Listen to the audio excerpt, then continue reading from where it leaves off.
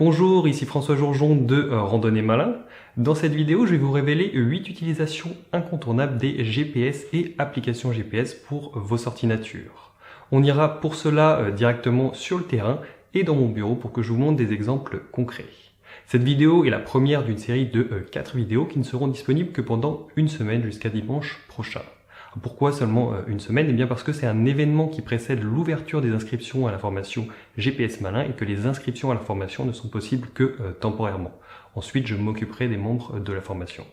En attendant, c'est un événement que je ne compte pas organiser souvent, donc je vous conseille de ne pas le rater, surtout que le but est que vous appreniez plein de choses même si vous ne vous inscrivez pas à la formation.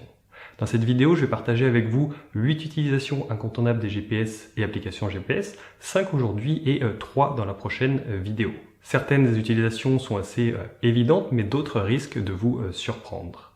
Ça vous permettra d'avoir une bonne vision d'ensemble de ce que l'on peut faire avec les GPS et applications GPS et ce que l'on ne peut pas faire. Alors, comme vous vous en doutez, je n'ai pas pu m'empêcher de glisser des conseils pratiques et des exemples concrets. On parlera aussi un petit peu de matériel et notamment de la différence entre GPS classique et application GPS et ce que je recommande en fonction des utilisations. Et enfin, je vous parlerai de ma méthode pour maîtriser les outils GPS pour vos sorties nature.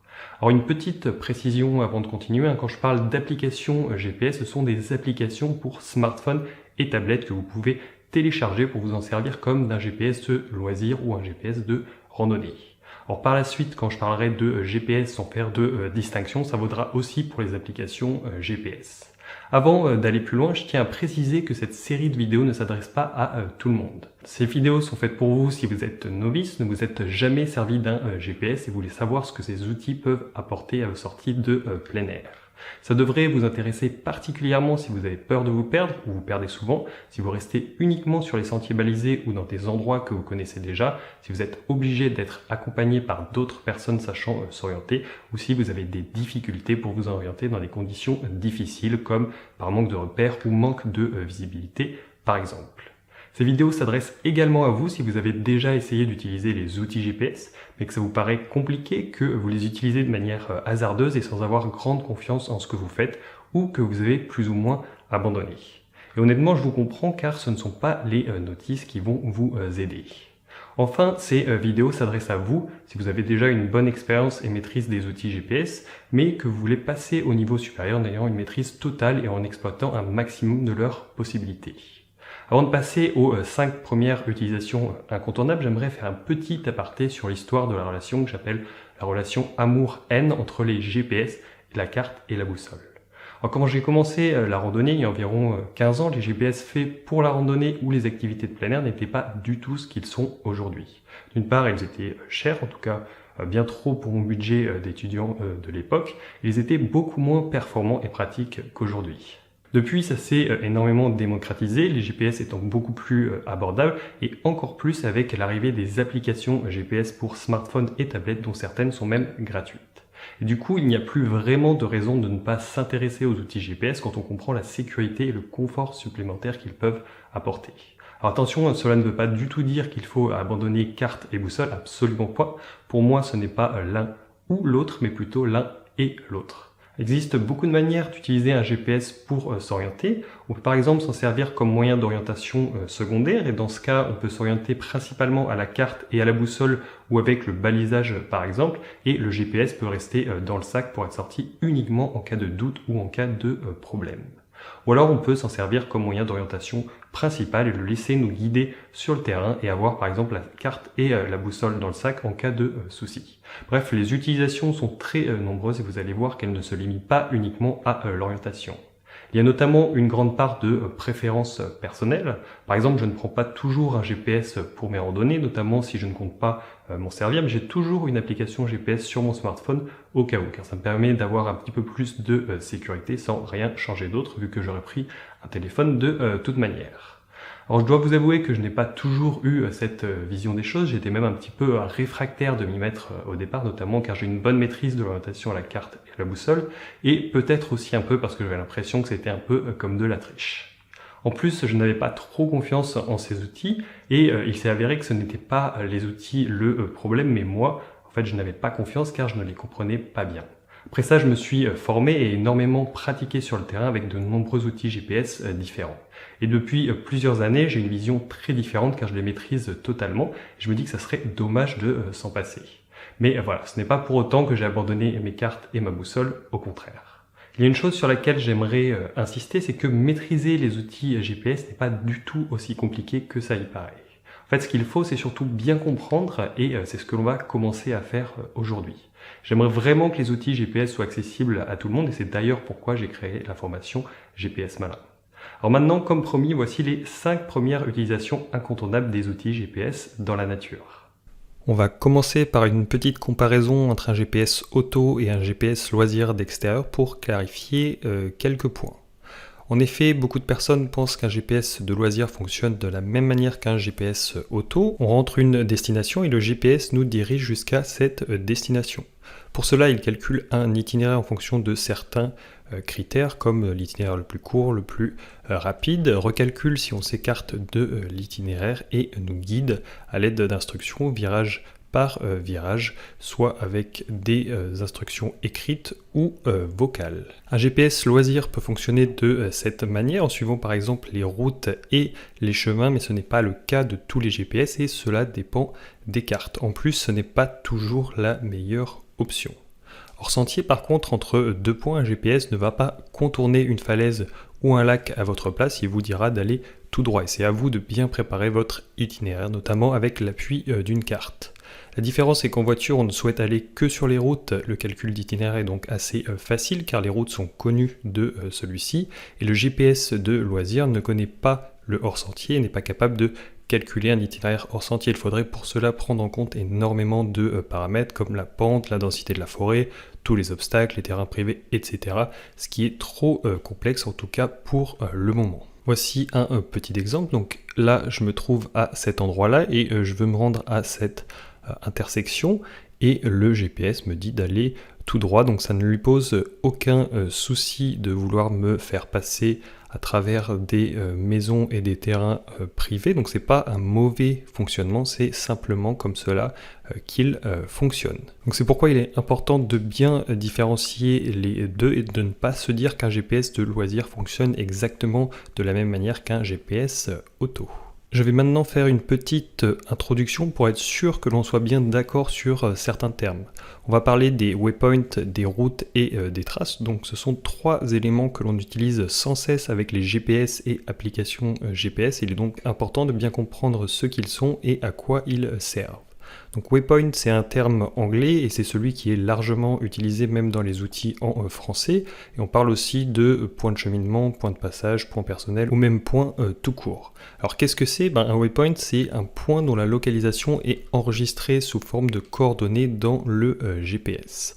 Et la fonction principale d'un waypoint, c'est de sauvegarder les coordonnées d'un point sur le terrain. Mais il est aussi possible d'associer plusieurs autres paramètres à chaque waypoint. Cela dépend bien évidemment des appareils et applications que vous utilisez. Et à chaque point, on peut associer un nom, ce qui est très utile pour distinguer les différents waypoints. Alors attention, quand vous utilisez beaucoup de waypoints, il faut pouvoir les retrouver et les différencier. On peut aussi ajouter une description ou une remarque, ce qui est utile pour distinguer les waypoints ou ajouter des précisions sur un waypoint. On peut aussi ajouter une icône, donc ce qui permet de les distinguer rapidement, ce qui est assez pratique. On peut aussi ajouter la date et l'heure, c'est quelque chose qui est généralement fait automatiquement et ça permet en fait de trier les waypoints selon ce critère ou même de connaître par exemple un horaire de passage à un certain point. On a aussi l'altitude et ou la profondeur, donc c'est une donnée que l'on peut rentrer manuellement ou qui peut être aussi parfois calculée automatiquement et on peut aussi associer d'autres éléments comme une photo, une vidéo, un son, un contact, une URL, un fichier, etc. Voici un petit exemple de waypoint. Donc là on a par exemple un waypoint qui s'appelle lapin avec une petite icône. On peut retrouver des informations sur ce waypoint comme par exemple la date de création, une remarque, sa position, ses coordonnées, donc là ses coordonnées UTM et là l'altitude, la profondeur qui ne sont pas rentrées. Alors là c'était dans un GPS, dans cette application GPS on a par exemple ici un coin à champignons avec une petite icône, ici c'est la distance par rapport à notre position et on retrouve ce genre d'informations, donc les coordonnées, une petite description, ici on a même une adresse. Voilà en gros comment ça se présente dans les GPS et applications GPS. Alors maintenant, le terme route, c'est un terme qui prête en fait à confusion parce qu'il ne désigne pas les routes qui sont utilisées pour circuler avec des véhicules, mais des itinéraires ou des parcours. Ces termes sont d'ailleurs aussi utilisés. Si vous voulez un moyen mnémotechnique, essayez de penser à un plan de route plutôt que route tout court. Et les routes sont en fait des successions ordonnées de waypoints, des points de passage qui mènent d'un point de départ à un point d'arrivée. Ces routes sont généralement établies en avance, alors soit chez soi ou soit sur le terrain, à l'aide d'une carte, qu'elle soit papier ou numérique. Voici un petit exemple de route. Donc là, on a le point de départ, donc le premier waypoint, un second waypoint, un troisième, quatrième, cinquième.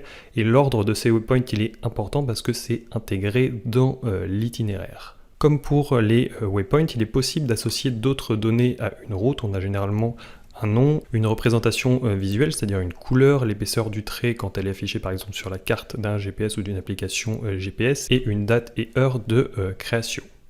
Il y a certaines données qui peuvent être automatiquement associées au moment de la création de la route, comme la distance, le dénivelé global, le dénivelé cumulé, l'altitude maximale, l'altitude minimale, le profil altimétrique, etc. Et c'est pratique car ça nous donne des informations sur l'itinéraire tracé avant même de l'avoir parcouru.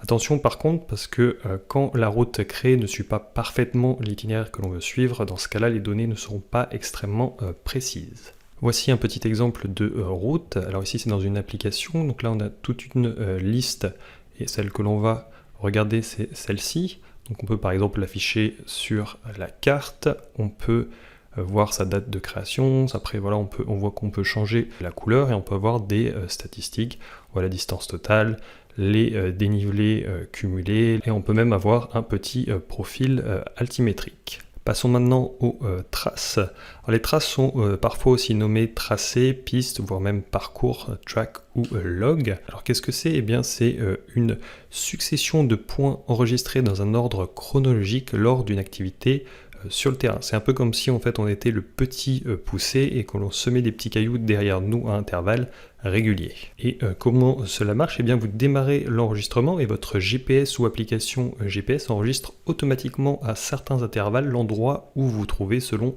certains paramètres définis jusqu'à ce que vous arrêtiez l'enregistrement. Et comme pour les routes, il est possible d'associer d'autres données à une trace. On a généralement un nom et une représentation visuelle, donc une couleur, une épaisseur de trait, etc.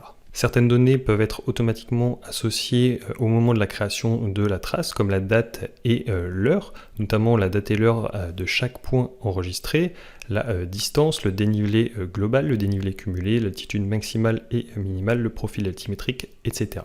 Et c'est pratique parce que ça nous donne des informations pendant la sortie et une fois que la sortie est terminée. Voici un petit exemple dans un GPS. On a ici notre trace qui s'appelle Luberon-Barton d'Opède. On a sa couleur si on veut l'afficher sur la carte ou pas. Un petit rappel de la distance, du nombre de points et de la surface. Ici on a d'autres données comme le dénivelé cumulé positif et négatif et les altitudes maximales et minimales. On peut voir le tracé directement sur la carte et là on voit aller, ça on en reparlera plus tard, mais qu'on peut suivre ensuite ce tracé directement sur le terrain et ici on peut avoir directement un petit profil altimétrique, ce qui est assez pratique. On ne va pas trop rentrer dans les détails de la différence entre les routes et les traces dans cette vidéo, mais je me dois d'ajouter quelques mots car on en aura besoin pour la suite. Avant l'arrivée des plateformes d'échange de traces GPS sur Internet, une route servait à suivre un itinéraire sur le terrain et contenait uniquement des waypoints stratégiques et elle était établie en avance. Et une trace était nécessairement enregistrée sur le terrain et contenait des points qui n'étaient pas des waypoints. Donc c'est quelque chose qui est toujours vrai, mais maintenant beaucoup de GPS et applications ont la capacité de suivre des traces sur le terrain, ce qui permet de récupérer une trace d'un itinéraire sur Internet ou qu'un ami nous a donné par exemple, et d'ensuite suivre cette trace sur le terrain grâce à son GPS. On aurait par exemple très bien pu donner la trace de l'exemple précédent à quelqu'un pour qu'il puisse la suivre sur le terrain. Sans trop rentrer dans les détails, parce que ce n'est pas le but de cette vidéo, il est maintenant possible de créer des traces que je qualifierais d'artificielles en utilisant en gros un logiciel ou une application avec cartographie et en cliquant sur la carte pour constituer un itinéraire. La trace n'est pas réelle car en fait elle n'est pas le résultat d'un enregistrement sur le terrain, mais ressemble plus à une trace qu'à une route parce qu'elle comporte beaucoup de points. Au niveau du GPS ou de l'application, ce qu'il faut vraiment retenir est que ce que vous suivez est votre itinéraire, peu importe que vous le suiviez parfaitement ou pas et que ça provienne d'une trace ou d'une route, et le tracé réel que vous avez suivi est votre trace. Si on prend l'exemple d'une carte papier, votre itinéraire c'est le chemin que vous pensez suivre sur le terrain, par exemple ce que vous auriez tracé au crayon sur la carte, et la trace c'est le chemin que vous avez réellement suivi sur le terrain. Voici un petit schéma explicatif. Donc ici vous avez l'itinéraire que vous voulez suivre sur le terrain, donc ça peut être une route, ça peut être une trace, ça peut être réel ou artificiel. Une fois que vous allez sur le terrain, votre trace, comme ceci, c'est le tracé que vous avez réellement suivi. On voit par exemple que vous n'avez pas suivi exactement l'itinéraire et même à ce niveau-là, vous êtes peut-être écarté, soit parce que vous vous êtes trompé, soit vous avez été voir une curiosité, mais ça représente exactement le tracé que vous avez fait sur le terrain. Les termes route et trace sont souvent mal utilisés, prêtent facilement à confusion, mais l'important est surtout que vous compreniez comment cela fonctionne. Si c'est encore un peu flou pour le moment, ne vous inquiétez pas, ça le sera beaucoup moins quand vous mettrez tout cela concrètement en pratique. On reprendra d'ailleurs cela bien en détail dans la formation GPS Malin et on parlera notamment des différences que cela a pour l'orientation et des hybrides entre route et trace qui sont de plus en plus courants. Passons maintenant aux 8 utilisations incontournables des GPS et applications GPS. La première est de connaître votre position. Le but va être de savoir où vous vous trouvez sur une carte, que ce soit une carte papier ou une carte numérique. Cela peut notamment être pratique pour une utilisation d'appoint d'un GPS ou au cas où, par exemple, si vous orientez à la carte et boussole principalement ou en suivant un sentier balisé, que vous avez un doute ou êtes égaré, cela vous permet de savoir où vous êtes et vous réorienter ou confirmer que vous vous trouvez bien là où vous le pensiez. Connaître votre position peut aussi être utile pour indiquer précisément à d'autres personnes où vous vous trouvez, comme les secours par exemple. C'est vraiment la fonction de base d'un GPS et c'est une fonction déjà très pratique et puissante. De plus, avec des outils récents, c'est fiable, rapide et précis. Connaître votre position peut se faire de deux manières différentes qui dépendent de si vous avez une cartographie précise sur votre GPS ou pas. Avec une cartographie précise, on va pouvoir le faire à partir de la carte numérique directement. Voici d'ailleurs un exemple. Ici, on a un petit point bleu qui indique ma position et si je zoome, je peux la voir précisément. Sans cartographie précise ou sans cartographie du tout, on va devoir utiliser les coordonnées. Et voici un exemple. Sans cartographie ou avec une cartographie peu précise comme ici, on ne peut pas vraiment déterminer précisément sa position, donc on va utiliser les coordonnées. Ici, j'utilise des coordonnées UTM et je vais les reporter sur un extrait de carte papier. On retrouve un quadrillage UTM en bleu et j'ai tracé un petit quadrillage pour être un peu plus précis. Et voilà, je peux déterminer que je suis à cet endroit-là. Je ne vais pas rentrer dans les détails sur comment faire cela dans cette vidéo, mais ça vous permet d'avoir un aperçu entre une utilisation entre cartographie et sans cartographie, ou avec une cartographie peu précise. Sans cartographie précise, c'est souvent un peu plus long et moins confortable car le lien entre la carte et le GPS se fait en reportant des coordonnées. La seconde utilisation incontournable est d'enregistrer votre localisation. Cela permet par exemple de revenir à ce point plus tard. Par exemple, vous avez trouvé un coin à champignons, des ruines, une entrée de grotte. Vous enregistrez la localisation et vous pourrez de cette manière y retourner ou même afficher cette localisation sur une carte. Cela peut aussi être votre point de départ. Par exemple, vous laissez votre voiture quelque part, vous enregistrez le point, allez vous balader en forêt et vous pouvez ensuite revenir à ce point qui correspond à l'emplacement de votre voiture. Cela peut aussi être un point stratégique pour le chemin du retour. Par exemple, un passage caché dans une barre rocheuse, une intersection de chemin qui ne se voit pas bien, etc. De cette manière, vous retrouverez ce point stratégique facilement. Cela permet également de partager cette position avec d'autres personnes. Vous pourrez leur donner les coordonnées ou même directement le fichier qu'elles pourront éventuellement utiliser avec leurs propres outils GPS. Voyons tout de suite un exemple. J'aimerais garder en mémoire la localisation de cet abri en pierre. Alors ce que je fais, c'est que je me mets juste à côté. Ici, j'ai un bouton déjà programmé sur mon GPS pour enregistrer un waypoint. Je peux lui donner un nom pour m'en souvenir, choisir une icône comme ceci, et même ajouter une petite remarque. Bon, bah là, c'est pour l'exemple. Je vais mettre par exemple qu'elle est en pierre. Voilà. Et là, je peux enregistrer directement mon point. On voit qu'il apparaît avec l'icône sur la carte. On voit aussi que ma position est directement dessus, le petit triangle bleu. Et je peux, même si je le souhaite, associer une photo directement à ce point. Voilà, comme ceci. Là, je prends la photo. Et maintenant, je vais l'associer. Je vais retourner dans mon gestionnaire de waypoint. Voilà, je clique sur mon waypoint. J'associe la photo que je viens de prendre, voilà, utiliser comme ceci. Et maintenant, si j'affiche par exemple sur la carte, on voit la petite photo en haut. Et même chose si je vais dans le gestionnaire de waypoint, on voit tout en haut la petite photo. Et ici, on a toutes les informations sur le point que je viens d'enregistrer. Nous verrons un peu plus tard comment retourner à ce point.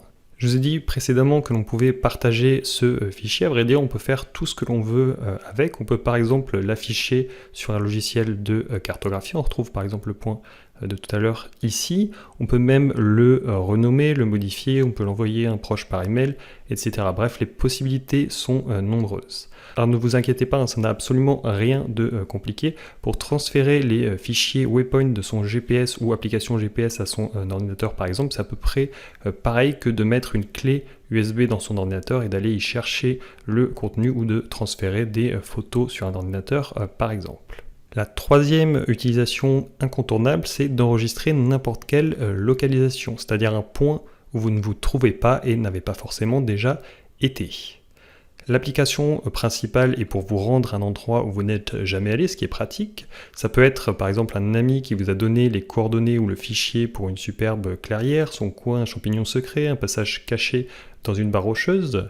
Ça peut être aussi un fichier ou des coordonnées d'un point d'eau que vous avez trouvé sur internet ou dans un guide et vous dites que ça pourrait être pratique car vous allez passer pas loin pour votre prochaine sortie. Et ça peut être aussi quelque chose que vous avez repéré sur une carte ou une photo aérienne et un endroit où vous aimeriez vous rendre.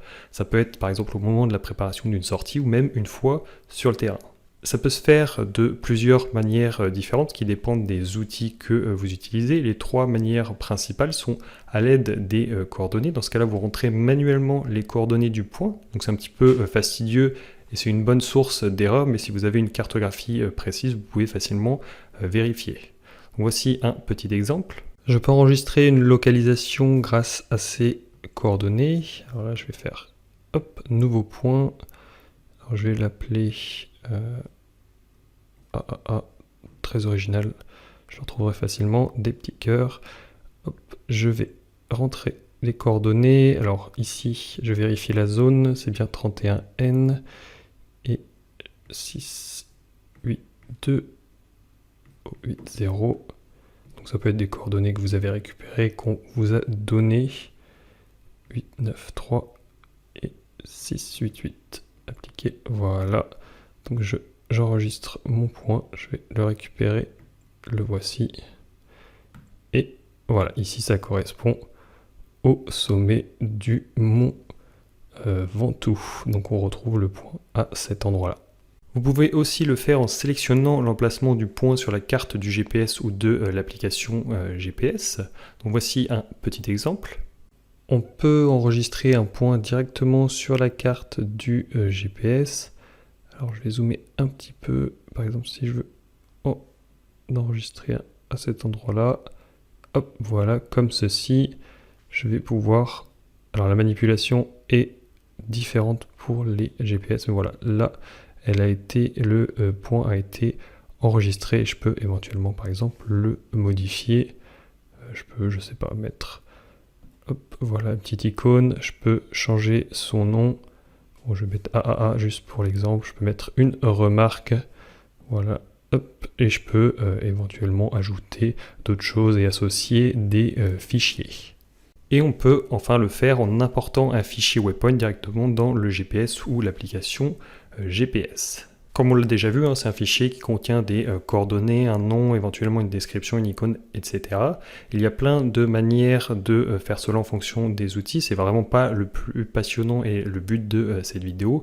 Mais en gros, une fois que le fichier est importé, vous pouvez directement l'afficher et l'utiliser dans le GPS ou l'application. Il faut savoir qu'on peut aussi utiliser des logiciels pour faire tout ça. Ça permet en fait d'utiliser un ordinateur, ce qui est plus pratique et rapide et permet d'avoir une meilleure vision d'ensemble grâce à un écran plus grand. Et une fois que le waypoint est dans le GPS ou l'application GPS, on peut s'y rendre et c'est ce qu'on va voir juste après car c'est quand même le but. C'est la quatrième utilisation incontournable, naviguer vers une destination. Quand je parle de naviguer, ce n'est pas uniquement pour les activités sur l'eau, cela signifie se déplacer dans la nature. C'est la suite logique des deux points précédents, cela vous permet de revenir à un endroit où vous êtes déjà allé et vous rendre à un endroit où vous n'êtes jamais allé. C'est vraiment la manière la plus basique de naviguer et c'est d'ailleurs la seule fonction qu'avaient les premiers GPS de loisirs. C'est une fonction qui est parfois nommée GoTo, qui veut dire aller à en anglais, et certains GPS ont même un bouton GoTo. C'est une fonctionnalité très puissante qui pourrait être suffisante pour naviguer dans la nature. On pourrait tout à fait naviguer d'un point à un autre, à un autre, à un autre, etc. de cette manière. Ça peut aller si on n'a pas beaucoup de points et pour une utilisation temporaire, mais pour plus que ça, ça peut être un peu fastidieux et c'est pourquoi les GPS ont beaucoup d'autres possibilités. On peut distinguer deux manières différentes de naviguer vers une destination. La première est à vol d'oiseau, en ligne droite, et la seconde est en utilisant un calculateur d'itinéraire. Vous allez voir que ça ressemble à un GPS auto. Le choix entre l'un et l'autre se fait en fonction des outils que l'on a à disposition et des conditions sur le terrain ainsi que vos envies personnelles. On commence tout de suite avec un exemple de navigation à vol d'oiseau. Ici, je me trouve au niveau du triangle bleu, en bout de sentier. J'aimerais me rendre au petit sommet en faisant une section hors sentier. Donc c'est un point que j'avais au préalablement rentré. J'enclenche la navigation comme ceci, donc à vol d'oiseau. Et il ne me reste maintenant qu'à suivre le pointeur en haut à droite en alignant le haut de la flèche avec le haut de l'appareil. Il faut bien tenir l'appareil dans le bon sens, c'est-à-dire avec le haut en direction du déplacement. Comme ceci, et il suffit ensuite de suivre le pointeur. On voit aussi qu'on a la distance au point suivant, donc vu que je n'ai qu'un seul point ici, c'est la distance jusqu'au point d'arrivée qui diminue, donc ça c'est une bonne indication. Et je peux retrouver un pointeur aussi sur la page boussole qu'il me suffit d'aligner vers le haut et de suivre. Donc ça c'est pratique quand on n'a pas de cartographie. Là je suis bien avancé, donc il me reste plus que 17 mètres jusqu'au point d'arrivée. Je peux d'ailleurs regarder sur la page carte, je me trouve tout près du point d'arrivée, donc ici on n'a plus qu'à 12 mètres et une fois que je suis vraiment proche, voilà, on a une petite alarme plus un petit message me disant que je suis bien arrivé. Quelque chose de très pratique et que l'on n'a pas besoin de suivre le pointeur strictement en ligne droite, vous pouvez vous écarter par exemple pour contourner un obstacle et le pointeur va s'adapter. Voici un petit schéma explicatif. Ici, on est dans une forêt au niveau du point A et on aimerait se rendre au niveau du point B pour aller voir ce petit étang. Ce qu'on fait, c'est qu'on enclenche la navigation à vol d'oiseau vers le point B. Donc le pointeur du GPS nous dit de suivre cette direction. À ce stade-là, on n'a pas encore vu qu'il y avait un marécage sur le chemin, en fait, vu que les arbres le cachent. Donc on avance. Le GPS nous indique toujours cette direction, mais à ce moment-là, on voit qu'on a le marécage. Donc on n'a pas envie de se mouiller les pieds. On s'écarte.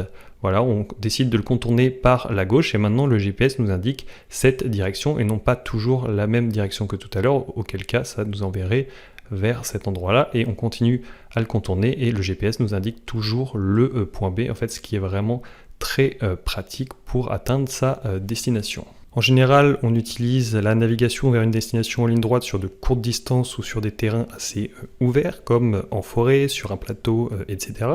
Vous pouvez aussi le faire, par exemple, si vous êtes sur un sentier et souhaitez vous écarter hors sentier pour trouver quelque chose, un point d'eau, une grotte, etc.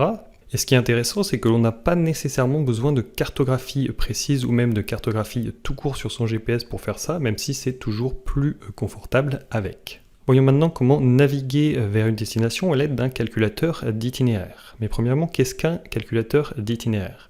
Eh bien, c'est un outil dans le GPS ou l'application qui calcule automatiquement le meilleur itinéraire en fonction de certains critères comme le moyen de locomotion, par exemple à pied, à vélo, à VTT, moto, voiture, etc.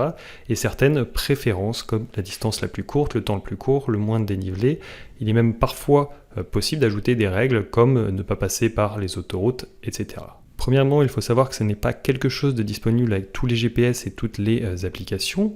Il faut que le GPS ou l'application ait cette capacité et que la carte le permette également.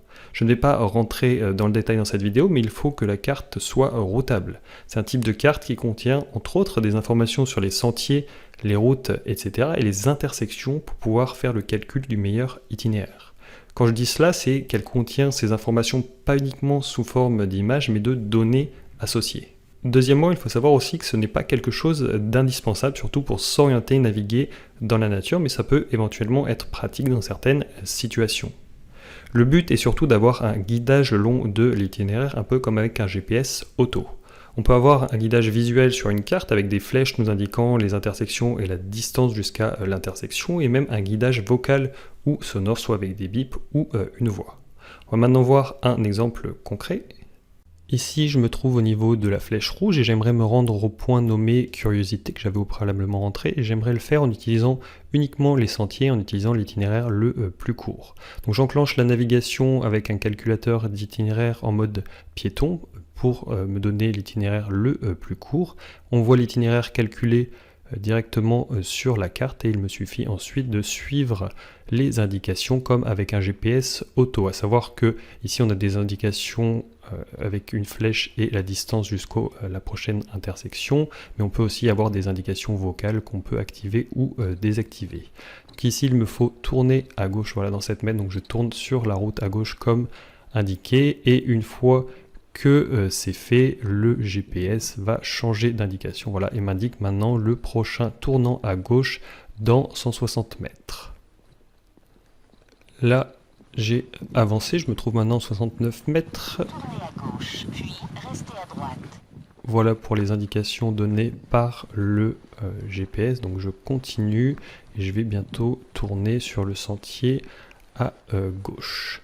Je suis plus qu'à 6 mètres de ce sentier, voilà, je tourne dessus et maintenant le GPS m'indique le prochain tournant dans 230 mètres. Donc là j'ai bien avancé, je suis dans un autre tournant et voilà le genre d'indication comme ceci que le GPS peut me donner. Donc là de tourner à droite, je regarde devant moi et je peux voir clairement le chemin qui part sur la droite. Donc je continue et je vais prendre ce tournant et on va regarder ce que me dit le GPS. Donc le tournant est dans 28 mètres, donc c'est clairement indiqué. On peut se servir soit de l'indication, même la flèche directement sur la carte. On a plein d'indications possibles et éventuellement aussi les indications vocales comme là car elles étaient activées. Je tourne à droite comme indiqué et voilà, maintenant que c'est fait, le GPS m'indique mon point d'arrivée dans 800 mètres et là on n'a plus aucune indication à part ça parce qu'il suffit de continuer sur le sentier tout droit et il n'y a pas d'intersection. On utilise ce mode de navigation uniquement quand on suit des routes et sentiers et en général plutôt quand il y a beaucoup de changements de direction et pour des activités rapides où un guidage est pratique. C'est aussi préférable sur des itinéraires assez directs. Car si vous voulez vraiment personnaliser un itinéraire, ce n'est pas idéal où il faudra le forcer à passer où vous voulez en ajoutant des étapes. Nous verrons également par la suite d'autres moyens de suivre un itinéraire personnalisé et avoir un guidage. La cinquième utilisation incontournable est de créer un itinéraire. On va commencer par un petit exemple pour voir l'intérêt dans certaines situations de créer un itinéraire par rapport à naviguer vers un point comme on vient de le voir. J'utilise ici le mot générique itinéraire sans distinguer route et trace, c'est juste le cheminement que l'on veut suivre sur le terrain. Ici, on aimerait se promener en partant de cette chapelle ruinée, en allant à cette ancienne chapelle et en passant par cet itinéraire en jaune. On a vraiment envie de suivre cet itinéraire sur le terrain. Donc je pourrais rentrer ce point d'arrivée, cette destination dans mon GPS ou mon application GPS est navigué à vol d'oiseau, mais le GPS m'indiquerait de suivre cette direction, ce qui honnêtement nous aiderait pas tellement pour suivre l'itinéraire en jaune. Ça pourrait éventuellement nous aider pour suivre le sentier ici, mais nous on a vraiment envie de suivre l'itinéraire en jaune. Donc on pourrait se dire qu'on pourrait utiliser le calculateur d'itinéraire, mais en fait l'itinéraire en jaune, il y a peu de chances qu'il soit choisi par le GPS parce que d'une, il utilise peut-être des sentiers que le GPS ne connaît pas et en plus il ne correspond pas vraiment aux critères habituels. Par exemple, l'itinéraire le plus court qui serait sûrement celui-ci, l'itinéraire qui met le moins de temps qui serait aussi sûrement celui-ci et celui qui demande le moins de dénivelé et ça serait pareil sûrement celui-ci. Donc en fait le GPS il ne pourrait pas nous aider pour aller à cet endroit-là et c'est pourquoi il sera nécessaire en fait de créer un itinéraire pour que le GPS nous guide vraiment sur cet itinéraire en jaune. Donc là c'était surtout pour vous montrer les petites limitations de naviguer uniquement vers un point. C'est pourquoi on va voir ce qu'on peut faire en naviguant sur un itinéraire. Comme on vient de le voir, l'application évidente quand on crée un itinéraire, c'est de suivre cet itinéraire à un moment ou un autre sur le terrain, et le but étant de se faire guider par le GPS ou l'application le long de cet itinéraire. Il existe plusieurs types de guidage différents en fonction de votre utilisation et vos envies, et on en reparlera juste après dans l'utilisation incontournable numéro 6. Il faut savoir qu'on peut créer un itinéraire chez soi avant de partir ou même directement sur le terrain.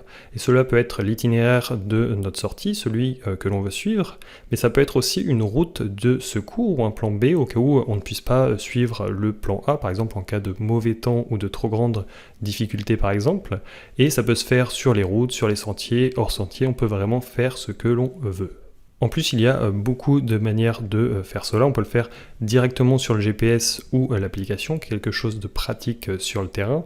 Bon, c'est généralement quelque chose qu'on fait plutôt sur des petits itinéraires ou lors d'imprévus, et on peut autrement utiliser un logiciel, ce qui est pratique quand on est chez soi sur un ordinateur par exemple, pour avoir une meilleure vision d'ensemble et ça permet de faire des itinéraires bien détaillés. Donc ça c'est beaucoup plus pratique quand on prépare vraiment une sortie entière. Ce qui est bien est que vous pouvez choisir entre une préparation rapide et efficace et une préparation minutieuse et très détaillée, en fonction des contraintes de votre sortie et aussi de vos préférences personnelles.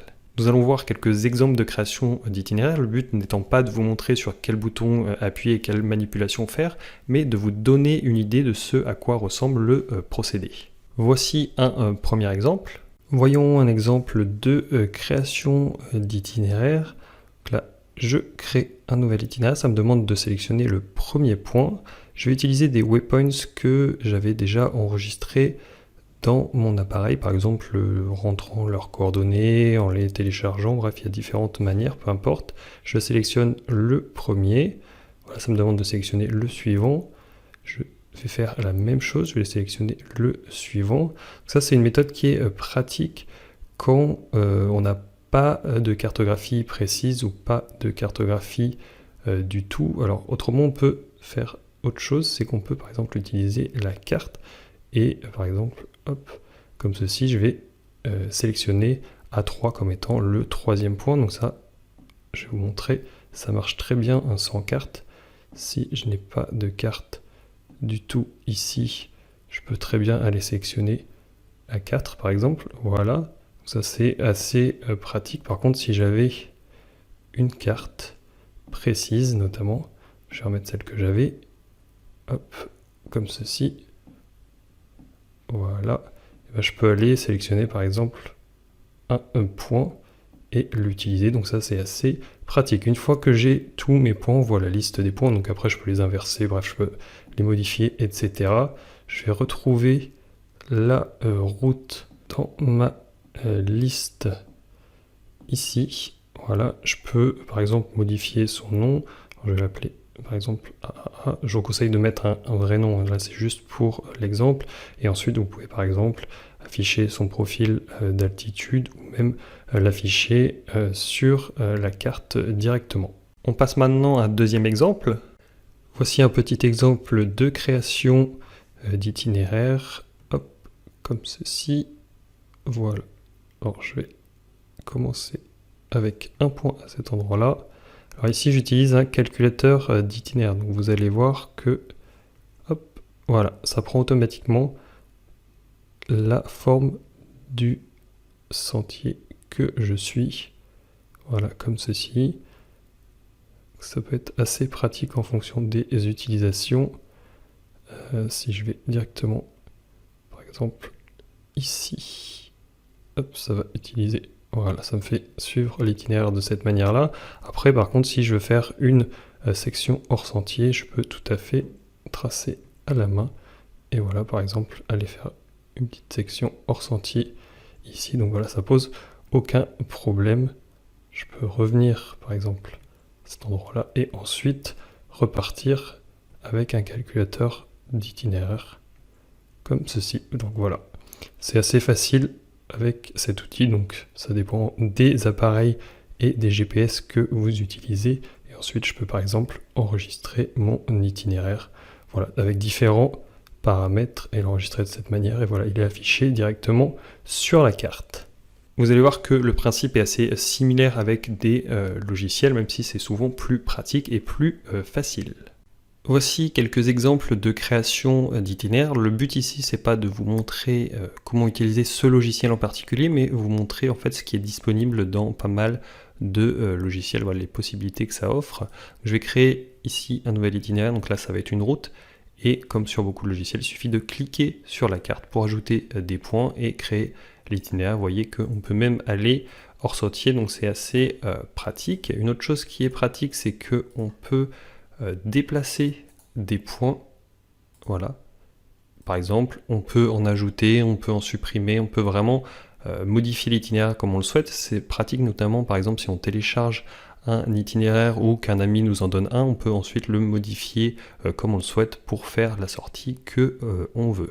Alors sinon, là c'était une route, on peut aussi créer des traces, donc qui contiennent souvent plus de points. Donc de la même manière, hein, là je trace librement. Vous voyez que ça ajoute pas mal de points, mais sinon je peux cliquer aussi pour suivre bien le sentier dans ce cas-là. Voilà, c'est une autre manière de créer un itinéraire. Et sinon, il y a une troisième possibilité, donc ça dépend toujours un petit peu des outils, c'est d'utiliser un calculateur d'itinéraire. Donc le but, c'est que ça vous permet de moins vous embêter pour le tracé. Bon, par contre, ça ne suit que les routes et les sentiers. Voilà, par exemple, ici, si je clique ici, on voit que ça suit bien le sentier, donc c'est assez pratique. Et par exemple, si je continue ici, voilà, on voit que ça suit bien sans que j'ai besoin d'ajouter trop de points. Et une fois que en fait, les itinéraires ont été créés, normalement dans le logiciel, c'est assez facile, il suffit de faire un copier-coller ou de le prendre et de le mettre directement dans le GPS et ça permet de le transférer directement au GPS et de pouvoir l'utiliser avec son GPS. Vous avez pu voir que j'ai à la fois créé des routes et des traces. Alors chaque mode a ses avantages et inconvénients et on ne va pas en discuter ici hein, car il y a pas mal de choses à dire et ça demanderait une vidéo entièrement dédiée à cela. Ce qu'on fera d'ailleurs dans GPS Malin. On verra même comment bénéficier du meilleur des deux mondes. Il faut par contre noter qu'en fonction des outils, on ne peut pas nécessairement être guidé sur les deux types. C'est par exemple le cas de beaucoup d'applications GPS qui ne permettent que d'utiliser des traces et non pas des routes.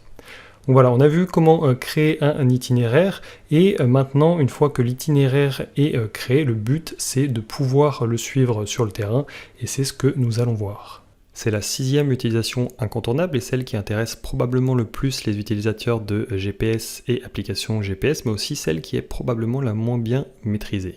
Voilà pour les 5 premières utilisations incontournables. Nous verrons les 3 dernières qui sont un petit peu plus avancées dans la prochaine vidéo, car cette première vidéo est déjà assez longue.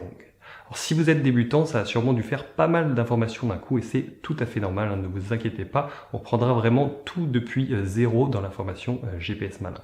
Alors, si au contraire vous avez déjà une bonne expérience, ça vous a peut-être paru assez basique, mais ne vous inquiétez pas non plus, on ira bien plus loin que ça dans la formation GPS Malin. Alors le but de cette vidéo et de la prochaine est vraiment que vous compreniez comment les outils GPS fonctionnent et la logique qu'il y a derrière. Car une fois que vous aurez compris cela, en fait, vous pourrez utiliser facilement n'importe quel GPS ou application GPS. C'est d'ailleurs pour cela que je n'ai pas détaillé sur quel bouton appuyer ou quelle manipulation faire pour le moment. En effet, ça n'aurait par exemple pas de sens de vous dire que la fonction GoTo s'enclenche de telle manière si vous ne savez pas à quoi sert cette fonction.